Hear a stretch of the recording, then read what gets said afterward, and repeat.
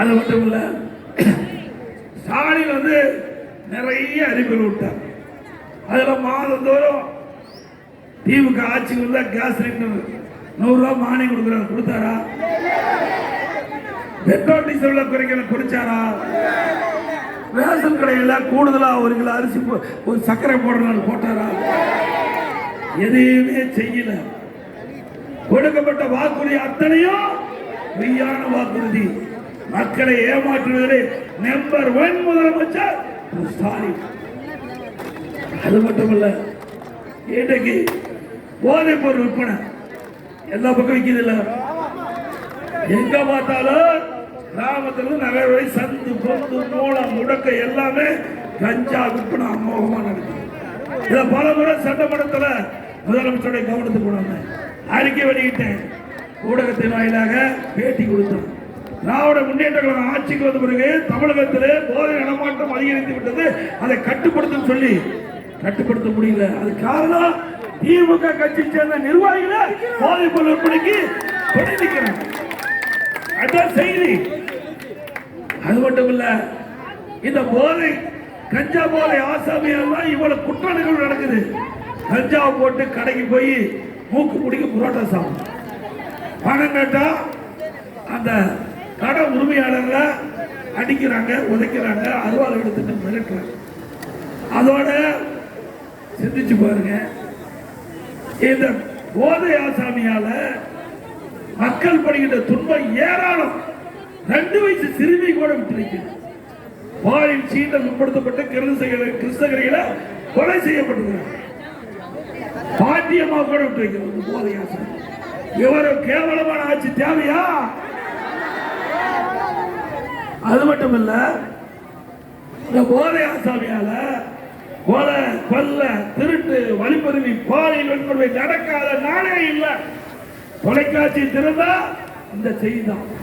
கொலை நிலவரம் இன்றைக்கு போதை பொருளுடைய கண்டுபிடிக்கப்பட்ட நிலவரம் இதுதான் வருது. ஒரு காலத்துல தங்க நிலவரம் என்ன, வெள்ளி நிலவரம் என்ன என்று செய்தி போய் கொலை நிலவரம் என்ன, போதை பொருள் எப்படி கண்டுபிடிக்கப்பட்ட நிலவரம் என்ன என்று செய்தி வருகின்ற அளவுக்கு இந்த அவல ஆட்சி தேவையா? விலைவாசி எண்ணெய் முட்டை அளவு உயர்ந்து போச்சு. அரிசி விலை உயர்வு கிலோ 30 ரூபாய் ஏறி போச்சு. என்ன 1 லிட்டர் கடல் எண்ணெய் 60 ரூபாய் ஏறி போச்சு. பருப்பு 1 கிலோ உளுத்த பருப்பு 40 ரூபாய் ஏறி போச்சு. நல்லா சிந்திச்சு பாருங்க. இந்த விலை உயர்வால் இந்த பகுதியில் வசிக்கின்ற மக்கள் பெரும்பாலும் அடித்தத்திலே வாழ்கிறார்கள். அவர் கடுமையா பாதிக்கிறாங்க. விலைவாசி குறைப்பதற்கு இந்த அரசு எந்த நடவடிக்கை எடுக்கல. பிறகு நகராட்சி மூலமா வீட்டு வரி 100% அதிமுக ஆட்சியில் இருந்ததை விட திராவிட முன்னேற்ற கழக ஆட்சியில 100% வீட்டு வரி. ஆண்டுக்கு 6% வீட்டு வரி உயர்வு. 2 வருஷத்துல 12% 112% வரி உயர்வு. கடைக்கு 180% வரி உயர்வு. ஆண்டுக்கு 6% வரி உயர்வு. இப்படி கடுமையான வரி உயர்வு, குடிநீர் வரி உயர்வு, குப்பைக்கு வரி போட்டாங்க.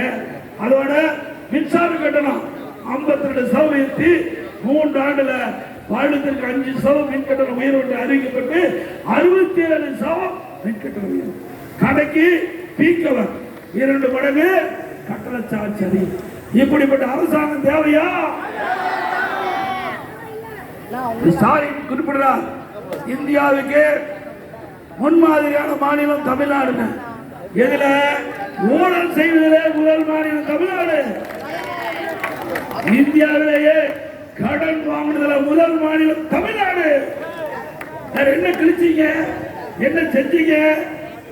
5 லட்சம் கோடி 5 வருஷத்துல கடன் வாங்கியிருக்கு. 2021 வரை பல கட்சிகள் ஆட்சி புரிஞ்சிருக்கிறார். அதுவரை தமிழ்நாட்டுடைய கடன் 4,86,000 கோடி. 2021 26 வரை 5 லட்சம் கோடி கடன் வாங்கி தமிழ்நாட்டு மக்களை கடன்காரன் ஆக்குறதுதான் திமுக ஆட்சியுடைய சாதனை. வேற எந்த சாதனை பண்ணிக்கிறீங்க? கொரோனா காலம் 1 வருஷம் அரசாங்கத்துக்கு வருமானம் கிடையாது. நல்லா தெரியும் உங்களுக்கு. வந்ததா வருமானம்? கடையிலுக்கு ஜிஎஸ்டி, கடையிலுக்கு ஜிஎஸ்டி வரி கிடையாது. எல்லா கடையும் மூடப்பட்டது. டாஸ்மாக் கடை மூடப்பட்டது. வருவாய் இல்ல.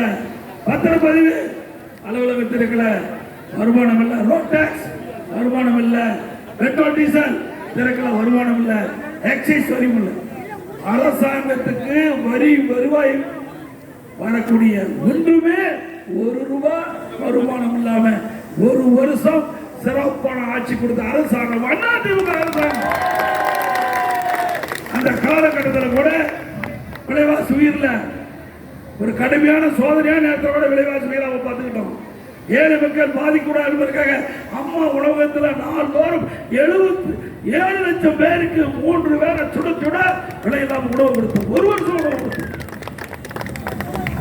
அது மட்டும் இல்ல, இப்ப அம்மா உணவகம் அப்படி அப்படியே குறைச்சி அவருடைய பொருளை குறைச்சாங்க, தரத்தை குறைச்சாங்க, பணி செய்கிற பணியாளர் குறைச்சாங்க. அம்மா உணவகத்தை பல இடத்துல மூடிட்டாங்க. அம்மா உணவகத்தினுடைய உணவு தரம் இல்லாம கொடுத்து ஒரு அவப்பெயர் உண்டாக்க பாக்குறாங்க. மீண்டும் அதிமுக ஆட்சி மலரும். அம்மா உணவகம் திறக்கப்படும். சிறப்பான உணவு, சுவையான உணவு கொடுக்கப்படும். உங்களால் மீண்டும் நான் முதலமைச்சராக வந்தால் அம்மா உணவகம் என்னுடைய நேரடி கட்டுப்பாட்டிலே இயக்கம் தோற்றுவித்ததே ஏழைகள் மகிழ்ச்சியோட வாழ வேண்டும். ஏழைகளுக்கு அத்தனை அடிப்படை தேவைகளையும் நிறைவேற்ற வேண்டும். அதை அம்மாவில் கண்ணை இமையாப்பது போல கட்டி காத்தார். அதே வழியில் வந்த அம்மாவுடைய அரசாங்கம் இருவரும் தலைவர்களுடைய வழியிலே சிறப்பாக ஒரு நல்ல ஆட்சியை நாட்டு மக்களுக்கு வழங்குவோம் அதே போல மீனவர்களுக்கு நிறைய திட்டங்களை கொடுத்துருக்கோம்.